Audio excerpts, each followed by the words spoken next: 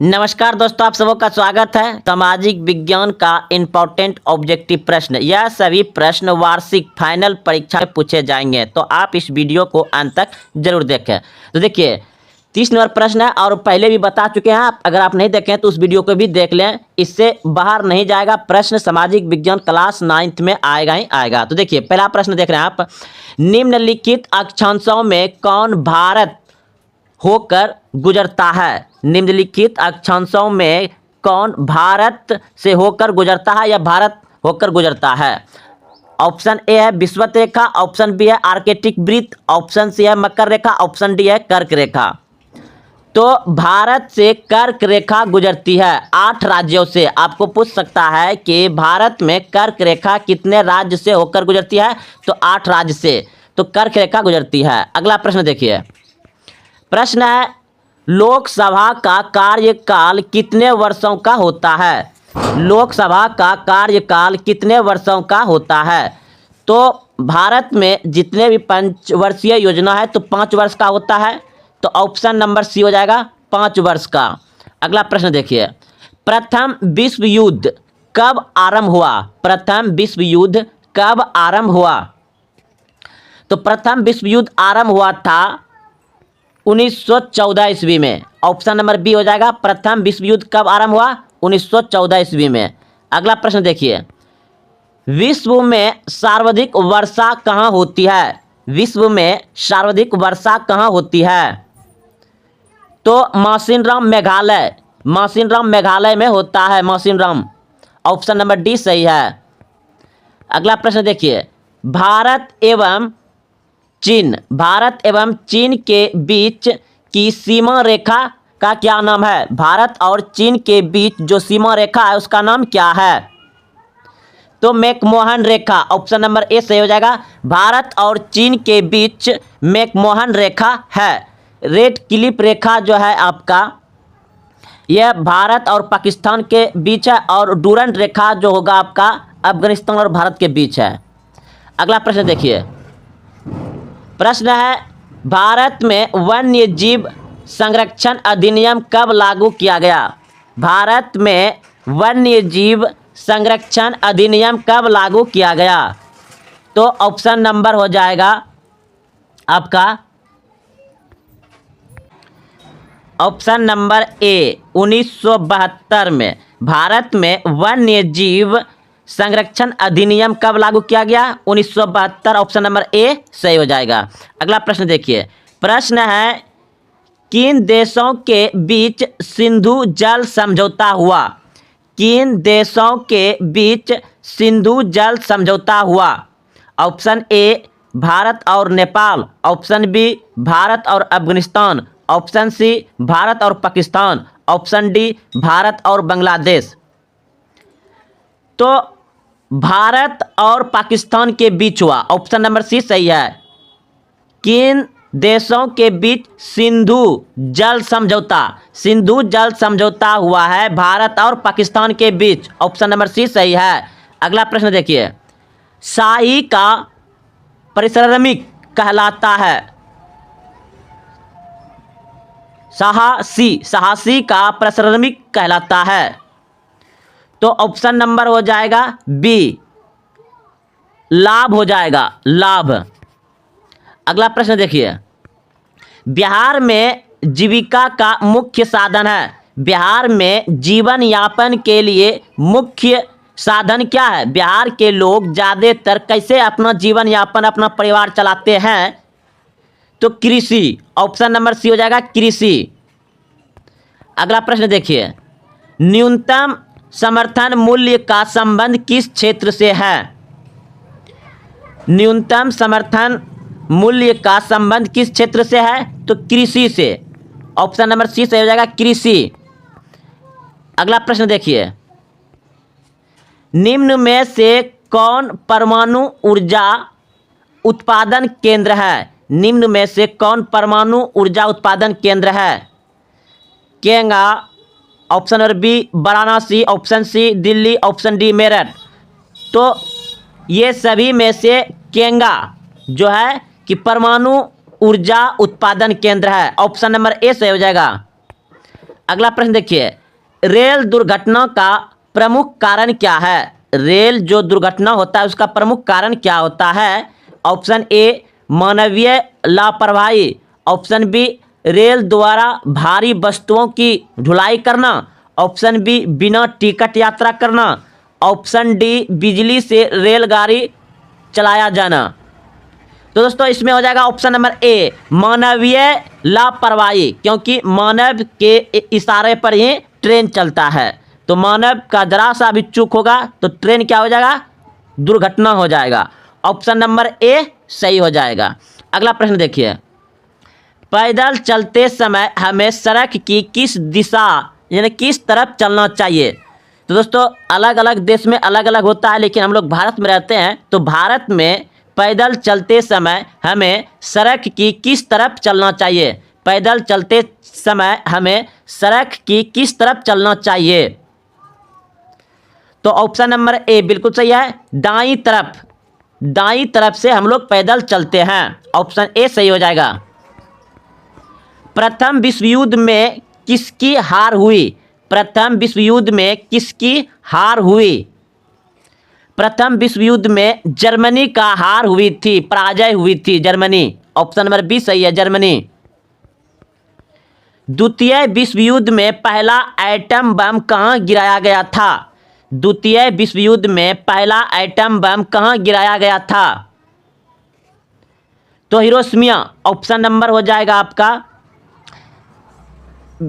Hiroshima. Option number A सही है। द्वितीय विश्व युद्ध में पहला बम गिराया गया था हिरोशिमा 6 अगस्त 1945 को, और दूसरी बार 9 अगस्त ने 3 दिन बाद गिराया था नागासाकी पर। अगला प्रश्न देखिए, संयुक्त राष्ट्र संघ की स्थापना कब हुई? संयुक्त राष्ट्र संघ की स्थापना 24 अक्टूबर 1945 में हुआ। यह प्रश्न बहुत इंपॉर्टेंट है। क्लास 10th में भी पूछा जाएगा और क्लास 12th में भी पूछा जाता है।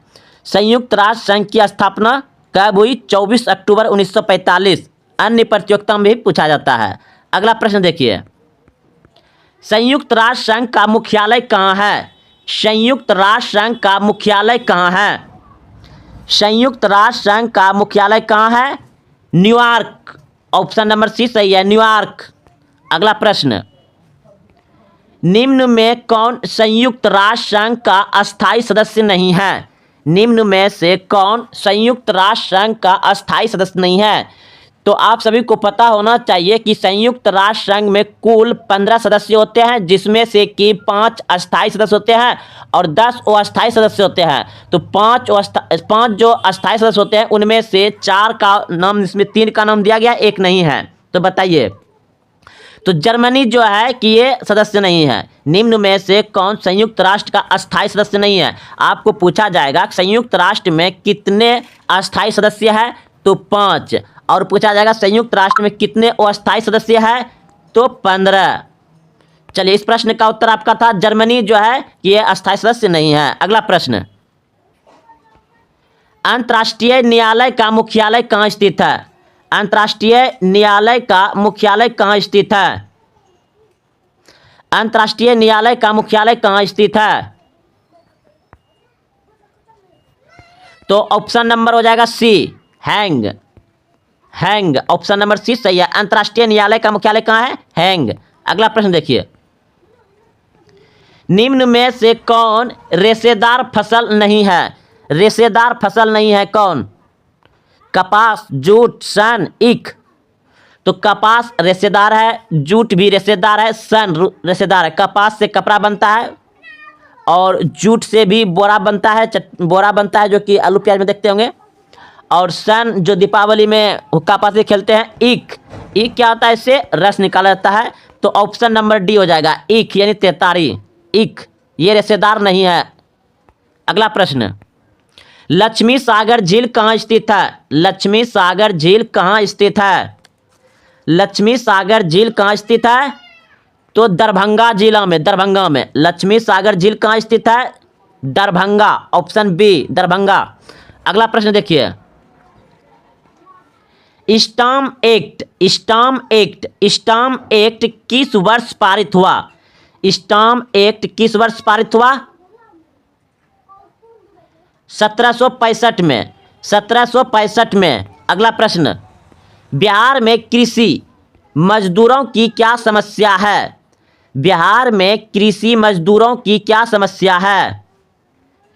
तो न्यून आय यानी कि सबसे कम आय, निम्न जीवन स्तर, गरीबी से भी बेहतर स्तर और रोजगार का अभाव।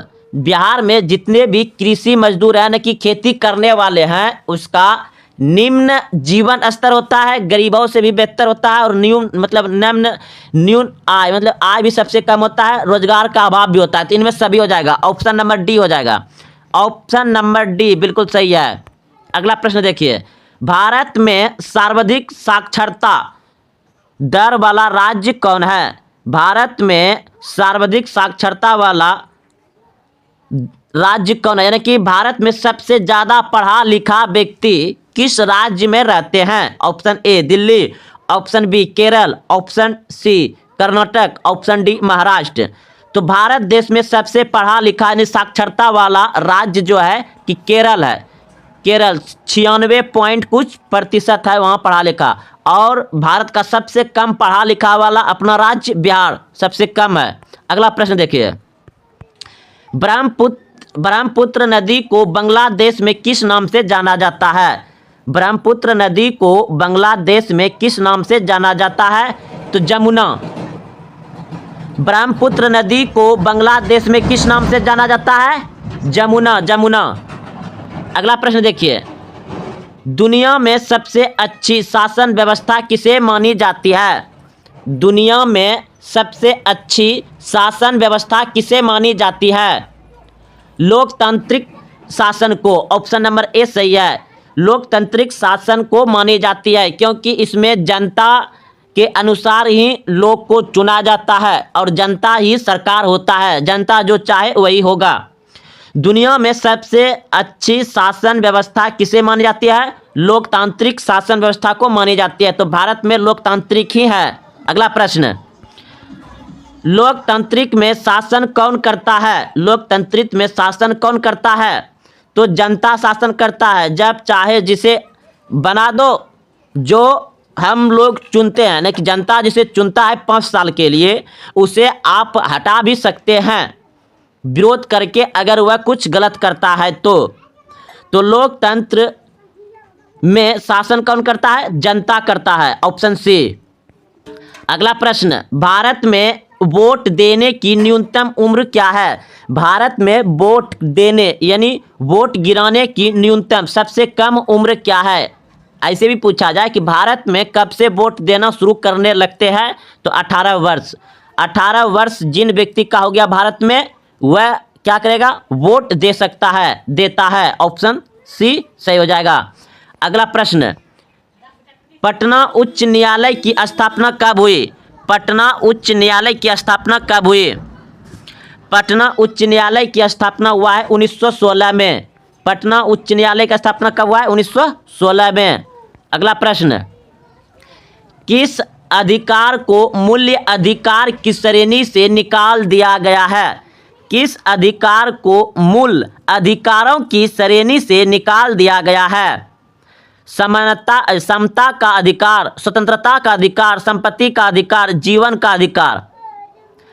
तो संपत्ति का अधिकार मूल अधिकार से निकाल दिया गया है। संपत्ति का अधिकार मूल अधिकार से निकाल दिया गया है। Option C. आपातकाल में नागरिकों के मौलिक अधिकार। आपातकाल दोस्तों आप लोग समझते होंगे, जब आपातकाल लागू होता है, तो आपातकाल लागू कब होता है? जब देश में भूखमरी या बाहरी आक्रमण या कुछ ऐसा हो जाता है जिससे कि राष्ट्रपति शासन लग जाता है, आपातकाल लग जाता है। तो उसमें जो मानव को मौलिक अधिकार जो दिया गया है 19A में, वह सभी क्या कर देता है? स्थगित कर देता है। क्या कर देता है? स्थगित। उसमें आपका मौलिक अधिकार जो है काम नहीं करेगा जब आपातकाल की घोषणा हो जाता है। तो ऑप्शन नंबर ए सही है, स्थगित करता है। और जैसे ही आपातकाल खत्म होगा तो फिर ये मौलिक अधिकार क्या हो जाएगा? शुरू हो जाएगा। अगला प्रश्न देखिए, निम्न में से कौन प्राकृतिक आपदा है? निम्न में से कौन प्राकृतिक आपदा है? कृषि, उद्योग, बाढ़, व्यापार। तो प्राकृतिक यानी जो स्वयं अपने आप हो, और आपदा मतलब कि आफत, आफत आ जाना। तो बाढ़ यानी पानी, बाढ़ आने से क्या होता है, बहुत सारे गांव में जान माल की हानि, बहुत सारा मकान गिर जाता है और जितने भी फसल होता है सब डूब जाता है। तो प्राकृतिक आपदा हो जाएगा बाढ़ आपका, और बाकी इधर नहीं है। अगला प्रश्न देखिए, मनुष्य की मूलभूत आवश्यकताएं क्या है? मनुष्य की मूलभूत यानी मनुष्य की मुख्यतः कितनी आवश्यकताएं हैं? ऑप्शन ए भोजन और वस्त्र, यानी कपड़ा, रोटी और मकान। कपड़ा, रोटी और मकान, सीधा बात है। तो भोजन और वस्त्र, मकान, शिक्षा, स्वास्थ्य, यानी इनमें सभी हो जाएगा। ऑप्शन नंबर डी सही है, इनमें सभी। मनुष्य की मूलभूत आवश्यकताएं हैं, इनमें सभी, मकान, भोजन और वस्त्र, शिक्षा और स्वास्थ्य। यानी कि ज्ञान भी चाहिए और स्वास्थ्य भी अच्छा चाहिए, शरीर अच्छा चाहिए। अगला प्रश्न, जो व्यक्ति व्यवसाय में जोखिम का वहन करता है उसे कहते हैं। जो व्यक्ति व्यवसाय में जोखिम का वहन करता है उसे कहते हैं, तो औद्योगिक कहते हैं, औद्योगिक। तो यहां हो जाएगा साहसी। ऑप्शन नंबर सी सही है। अगला प्रश्न, उत्पादक का अर्थ है, उत्पादक का अर्थ है, उत्पादक का अर्थ है उपयोक्ता का सृजन करना। उपयोक्ता का सृजन करना, सृजन करना मतलब उपयोक्ता, यानी उपयोक्ता का सृजन करना यानी कि उसको पैदा करना। ऑप्शन ए हो जाएगा। और देखिए ऑप्शन बी में उपयोक्ता का नाश करना, नहीं, ये गलत हो जाएगा। लाभदायक होना, ये भी गलत हो जाएगा। इनमें से कोई नहीं, तो ऑप्शन नंबर सी हो जाएगा। उत्पादन का अर्थ होता है उपयोक्ता का सृजन करना। ऑप्शन नंबर ए सही है। अगला प्रश्न देखिए, फ्रांस में स्वतंत्रता दिवस कब मनाया जाता है? फ्रांस में स्वतंत्रता दिवस कब मनाया जाता है? फ्रांस में स्वतंत्रता दिवस कब मनाया जाता है? तो 14 जुलाई को, 14 जुलाई को फ्रांस में स्वतंत्रता दिवस मनाया जाता है। भारत में स्वतंत्रता दिवस कब मनाया जाता है? 15 अगस्त को।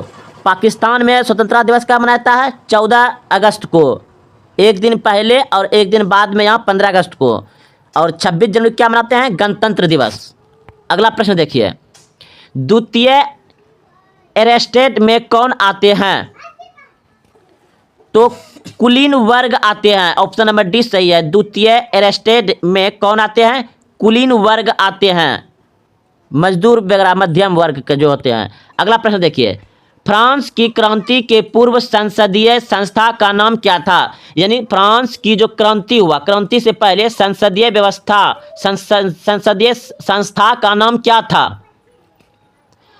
तो असिस्टेंट जनरल था। ऑप्शन नंबर सी हो जाएगा।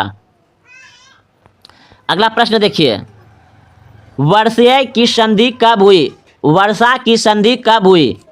वर्षा की संधि हुआ 8 जून 1919। वर्षा की संधि कब हुआ? 8 जून 1919। Option A. त्रिगुट समझौते में कौन देश शामिल थे? त्रिगुट समझौते में कौन देश शामिल थे? Germany, Australia, Italy. Germany, Australia, Italy. Bhopal gas दुर्घटना, भोपाल गैस दुर्घटना में किस गैस का रिसाव हुआ था? यह आपको पूछेगा, भोपाल त्रासदी में किस गैस का रिसाव हुआ था? तो methyl isocyanide. Option number C सही है, मिथाइल आइसोसाइनाइड। अगला प्रश्न देखिए, भारतीय अर्थव्यवस्था की रीढ़ है, भारतीय अर्थव्यवस्था की रीढ़ है, तो कृषि। ऑप्शन नंबर सी सही है, कृषि। भारत द्वारा प्रथम परमाणु परीक्षण कहाँ किया गया था? भारत द्वारा प्रथम परमाणु परीक्षण किया गया था राजस्थान के पोखरण में 1974 में। भारत द्वारा प्रथम परमाणु परीक्षण किया गया था पोखरण, कहाँ है? राजस्थान में। अगला प्रश्न देखिए, निम्न में से गर्म जल प्रपात कौन है? निम्न में से गर्म जल प्रपात कौन है?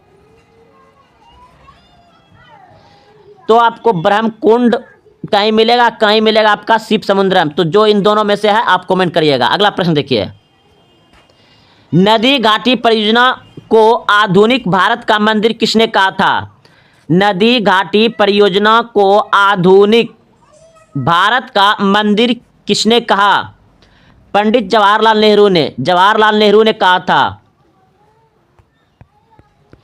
विश्व की सबसे बड़ी अफवाह बेसिन नदी कौन सी है? विश्व की सबसे बड़ी अफवाह बेसिन नदी कौन सी है? अमेजन नदी, ऑप्शन नंबर 20 सही है। भारत का सबसे प्राचीन भूखंड कौन है? भारत का सबसे प्राचीन भूखंड है प्रद्वीपीय पठार, ऑप्शन नंबर ए सही है, प्रद्वीपीय पठार। उत्पादन का सक्रिय साधन है श्रम यानी कि मजदूर, ऑप्शन नंबर सी हो जाएगा। क्षेत्रफल के दृष्टि से भारत का विश्व में कौन सा स्थान है? क्षेत्रफल के दृष्टि से भारत का विश्व में कौन सा स्थान है? ऑप्शन ए 7वां, ऑप्शन बी 9वां, ऑप्शन सी 5वां, ऑप्शन डी 35वां। क्षेत्रफल की दृष्टि से भारत का विश्व में कौन सा स्थान है? तो 7वां, ऑप्शन नंबर ए सही है। और ये 2021 की जनगणना के अनुसार, 21 में तो जनगणना ही हुआ था क्योंकि उसमें कोरोना का काल चल रहा था, तो विश्व में जनसंख्या के दृष्टि में पहला स्थान आ गया। उससे पहले 2011 के पूछा जाए तो द्वितीय स्थान था जनसंख्या में, उस समय चीन था। अब चीन को पछाड़ दिया, उससे आगे हो गया जनसंख्या में। तो विश्व में जनसंख्या की दृष्टि से सबसे बड़ा बड़ा देश भारत। अगला प्रश्न, भारत के अक्षांशीय एवं देशांतरीय विस्तार में लगभग कितना डिग्री का अंतर है? भारत के अक्षांशीय एवं देशांतरीय विस्तार में लगभग कितना डिग्री का अंतर है? तो 30 डिग्री का, ऑप्शन नंबर सी सही है। इसलिए आप पूरब से पश्चिम की दिशा जितना जाएंगे उतना आपका आधा घंटा का अंतर हो जाता है, 30 डिग्री का, ऑप्शन नंबर सी सही है। अगला प्रश्न देखिए, अंत्योदय अन्य योजना किस वर्ष प्रारंभ की गई? अंत्योदय अन्य योजना किस वर्ष प्रारंभ की गई? तो 2000 ईस्वी में, ऑप्शन नंबर 20 सही हो जाएगा, 2000 ईस्वी में। तो दोस्तों यह सभी प्रश्न क्लास 9th में फाइनल एग्जाम में पूछे गए ऑब्जेक्टिव क्वेश्चन है और बिल्कुल ऐसे ही पूछेंगे। अगर आप देखते हुए यहाँ तक आए हैं तो वीडियो को लाइक करें, कमेंट करें कि आप पहले से कितने जान रहे थे और अपने दोस्तों में शेयर जरूर करें। तो फिर मिलते हैं अगले वीडियो में। जय हिंद, जय भारत।